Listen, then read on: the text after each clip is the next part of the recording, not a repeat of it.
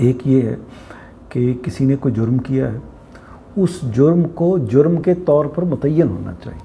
यानी किसी ने बदकारी की है तो कहना चाहिए कि ये उसने बदकारी की है। और किसको कहना चाहिए?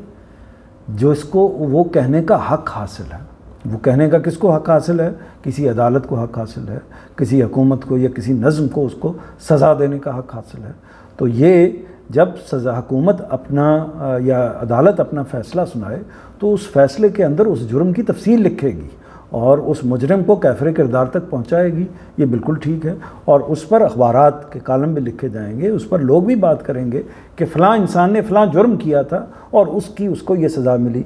अच्छा, किसी ने अगर कोई बड़े जुराइम का इर्तिकाब किया है तो उसके बारे में उसको बुरा समझना, ये महसूस करना कि उसने एक इंतहाई गलत काम किया है, ये सारी चीज़ें होना ये एक बिल्कुल फितरी रवैया है, इसमें कोई गलती नहीं है।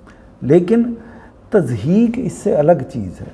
यानी अब आप उसी जुर्म को उठाकर उस जुर्म को उसको इंसान को सज़ा भी दे दी है, आपने उसको उस जुर्म को बता भी दिया है, लेकिन आप उसी को उठाकर आप एक मजाक का रवैया बना दें। जिस तरह मिसाल के तौर पर आप इस वक्त भी सुनने में आता है कि मगरिब के अंदर ये चीज़ मौजूद है कि मुसलमानों ने कुछ इक़दामात किए, यानी कुछ दहशतगर्दी के बाज़ मामलात उनसे वाबस्ता हो गए और जिनमें सदाकत भी पाई जाती है। लेकिन मुसलमानों को इस पहलू से आप निशाना बनाना शुरू कर दें हर मुसलमान को या हर पाकिस्तानी को किसी ख़ास तनाजुर में, और उसके लिए मुख्तलिफ़ नाम रखने शुरू कर दें, तो वो एक तरह से ये जो रवैया है इसको कंडेम किया गया है। इसके नताइज क्या निकलते हैं? इसका नतीजा ये निकलता है कि वो जो मुजरिम है जिसकी शोहरत उस लिहाज से आम हो जाती है, तो मुजरिम को तो हम सज़ा इसलिए देते हैं कि उसकी इस्लाह हो जाए। यानी फ़र्ज़ करें कि अगर किसी शख्स ने एक दफ़ा चोरी की है और उसको उसकी सज़ा दे देनी चाहिए, यानी उसकी सज़ा की तरफ जाना चाहिए, सज़ा मिल गई और सज़ा मिलने के बाद वो सज़ा नाफिज भी हो गई, सब कुछ हो गया, तो फिर उसके लिए चोर चोर का लफ्ज़ बोलने की ज़रूरत नहीं है, फिर उसके लिए कोई ऐसी गाली देने की ज़रूरत नहीं है, क्योंकि अगर आप उसको उस सिफत को उसके साथ ख़ास कर देंगे तो फिर वो जो काम आपने किया है उसको सज़ा देकर उस अमल से रोकने का और उसके नतीजे में कौम को भी इबरत देने का वो अमल रुकेगा नहीं। वो फिर इस जगह पर आकर खड़ा होगा कि जी अब मेरे ऊपर ये लेबल तो लग गया है, अब मैं बाकी मामलात में भी इसी चीज़ को आगे बढ़ाता हूँ। तो चुनाचे इसी का नतीजा होता है कि मुजरिम जो हैं वो इस पहलू से भी अपने मामलात के अंदर आगे बढ़ते चले जाते हैं। तो इसलिए इस्लाह के पहलू से भी और बाकी पहलुओं से भी ये ज़रूरी है कि इस तज़हीक तक ना जाए और फिर जाया जाए। और फिर एक और बात इम्पॉर्टेंट है, वो ये है कि जो मैंने दायरे के हवाले से की कि जब भी हम किसी के लिए कोई जुर्म की बात भी करें, यानी फ़लाँ आदमी ने फ़लाँ जुर्म किया है, ये एक स्टेटमेंट है, ये एक फ़ैसला है, ये हम तहकीक के बग़ैर कैसे कर सकते हैं? यानी आपने एक अंदाज़ा कायम किया कि फ़लाँ शख्स ने ये जुर्म किया होगा और उसके बाद वो अंदाज़ा कायम करके उसके ऊपर एक लेबल लगाया और लेबल लगाने के बाद उस लफ्ज़ को उसके वजूद का हिस्सा बना दिया। तो ये तो जराइम की एक तसलसल है या अखलाकी कबाहतों का एक तसलसल है जिसको हम करते चले जा रहे हैं। तो इसलिए मुजरिम अगर है तो जिसने उसको सज़ा देनी है उसी का ज़िम्मा है।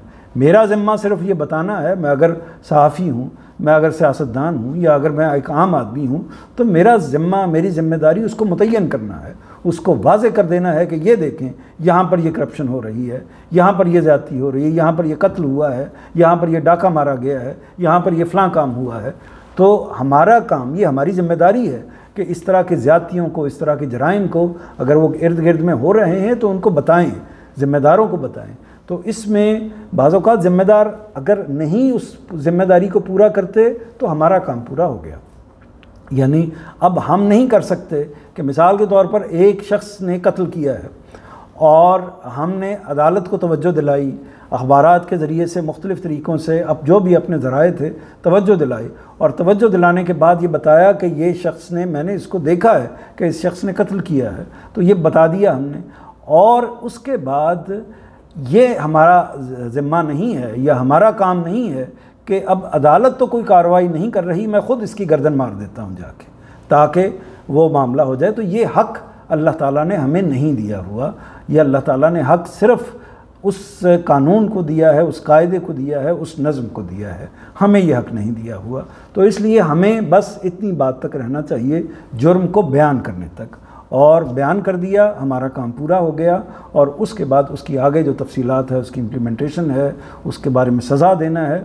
और अगर किसी शख्स को अदालत के किसी निज़ाम ने नहीं गिरफ़्तार किया, नहीं उस पर वो इल्ज़ाम लगाया या उसको तस्लीम नहीं किया, तो फिर तो मेरा बिल्कुल भी हक़ नहीं है कि मैं उसके लिए उस निज़ाम को या उस चीज़ को सिर्फ़ मैं इस बुनियाद पर कहूँ कि चूँकि मैं ये समझता हूँ कि ऐसा हुआ होगा, लिहाजा ऐसा ही हुआ है। तो ये जो तरीक़ाकार है, ये हम मज़हबी दायरे में भी इसको इख्तियार करते हैं, ये अमली दायरे में भी इसको इख्तियार करते हैं, और माशरती दायरे में भी, यानी निजी मामलात में भी इसी को इख्तियार करते हैं। यानी बिला तहकीक हम मामलात को सुनते हैं, समझते हैं, और फिर उसके ऊपर इल्ज़ामात लगाते हैं, और फिर उस चीज़ को एक गाली बनाकर उसके वजूद का हिस्सा बना देते हैं।